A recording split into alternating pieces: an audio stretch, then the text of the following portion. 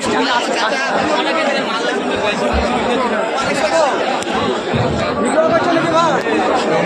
কত অসুবিধা।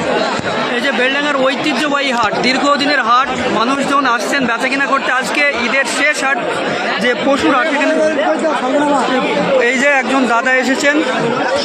কোথা থেকে এসেছেন দাদা? হ্যাঁ, কোথা থেকে এসেছেন? আমার মির্জাপুর বাড়ি। মির্জাপুর থেকে। কটা ছাগল নিয়ে এসেছেন? ছিল 15টা।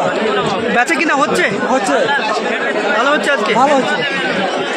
এই যে নতুন সরকার গঠন করার পর গরু নিয়ে যে আইন কার্যকর করছে, তাতে কি ছাগলের চাহিদা বেড়েছে? ছাগলের চাহিদা বাড়ছে, বাড়ছে। চাহিদা দাদা পুরো বাড়ছে।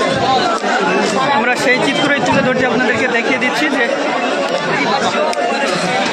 বেলডাঙ্গার পশুর হাটে, দীর্ঘদিনের ঐতিহ্যবাহী হাট, এবং এই হাটে জনসাধারণ এসেছেন কেনাবেচা করতে। আজকে আপনারা অবগত আছেন যে ঈদের শেষ হাট, কোরবানির শেষ হাটে এই যে একজন দাদা এসেছেন, কেনাবেচা করছেন। এরকম হাজার হাজার মানুষ এসেছেন। 7,000 টাকা নিয়ে যাও। 14 কাম দিয়ে যাও।